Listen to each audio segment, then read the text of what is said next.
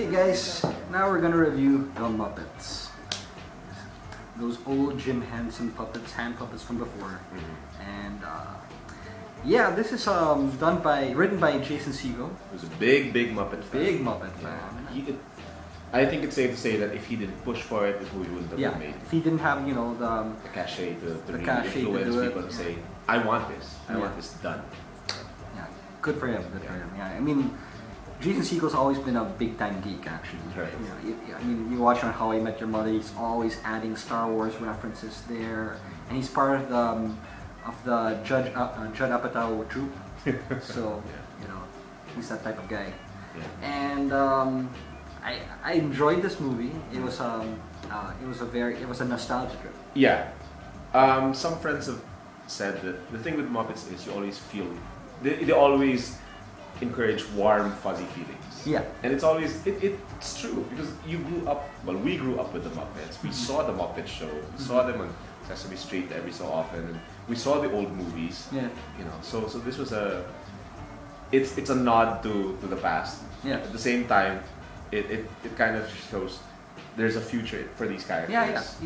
They give it a 21st century feel to it. Yeah. You know, Because the plot is that, you know, this Muppet Walter grows up with Gary, Jason Segel's character, and their dream is basically to visit the Muppet Studios in California. And when they finally visit Muppet Studios, it's dilapidated, it's old, nobody's left, and this character Tex Richmond, played by Chris Elliott. Chris Cooper, sorry.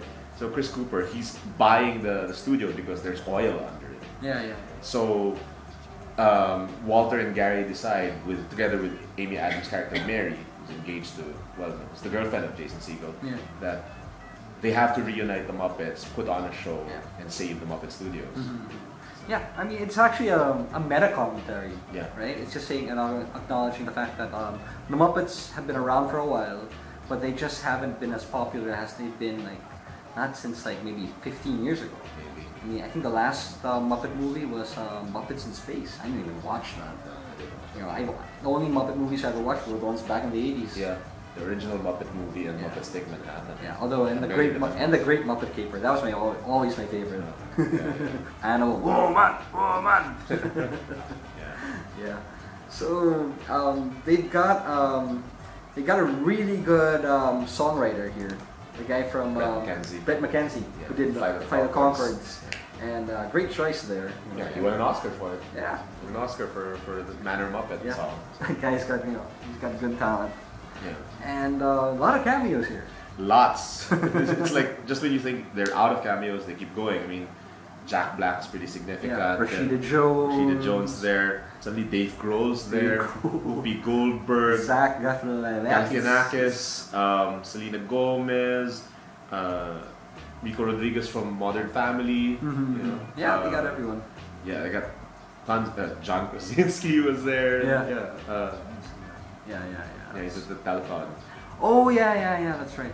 So there are lots and lots of cameos. So it shows that, you know, the Muppets are really popular with this generation of actors. Yeah.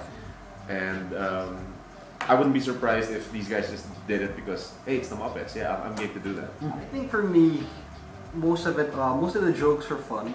They were fairly surreal, and I especially like the cameo of Big Bang Theory. What's his name? Jim Parsons. Jim Parsons. Yeah, that was good. Yeah, in Am I a Muppet? Yeah. That was fun there. And I think though for me the best part was like when they actually did the Muppet Show. Yeah, definitely. And brought out all their greatest hits. Yeah. All their old stuff. Because, you know, I mean, seeing Fozzie, seeing Gonzo, seeing Dr. Teeth in the band, Animal back on the drums, the Swedish Chef. You know, how can you not smile when you see those guys in action? And Dr. Bunsen Honeydew and Beaker, you know. When they brought out the barbershop quartet, I almost died. I almost died. I was really bad. I like the one with the chickens. Yeah. Singing "Forget You." Yeah. Camilla and their group. Yeah. So, you know, it's really, you know, I barely remember the old Muppet Show except if you see clips on YouTube. But this this has that feel, especially that part, that significant part of the film where they're doing their Muppet telethon. It feels like an old Muppet show. Exactly.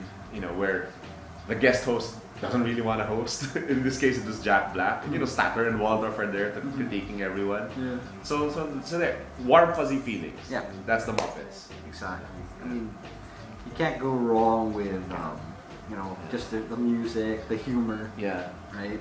When they did the Rainbow Connection, wow, that kind of hit home. Yeah, I agree. Like, wow, yeah. And kind of remember that Jim Henson's not around anymore.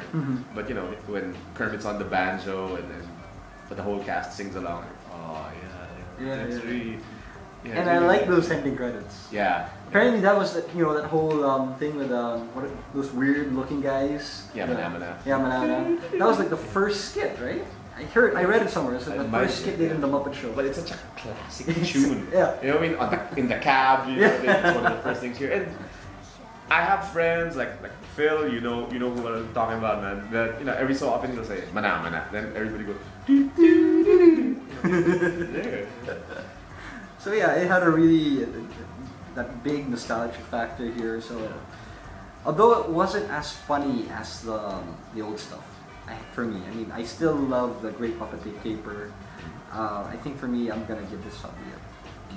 I'm giving this a B+, because it's just nice to see these characters that I grew up with back on the big screen and actually doing something significant and not corny.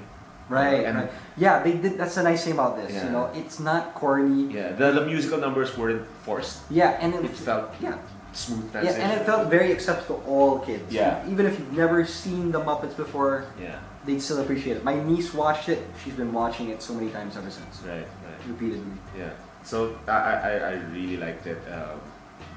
I've heard that they're gonna do another one, but Jason Segel won't be part of it. That's too bad. That'll be a shame. But the fact that he got this done and put the Muppets back in the spotlight, I gotta give him props for that. You know what I think?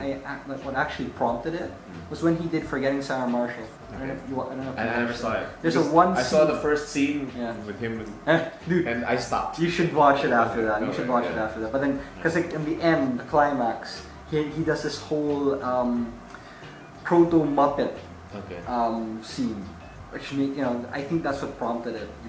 And I think that's what got him. Aside from the fact that he's so high like your mother and all that, yeah, you should check that out. Okay. So there, and then I think it did pretty well in the States. Yeah, I think it did pretty well. I mean, they had a fairly low budget, so they made it back and made more money. So I'm sure they're gonna do that sequel to push through. Yeah. Yeah. So probably a B. B+. Yeah.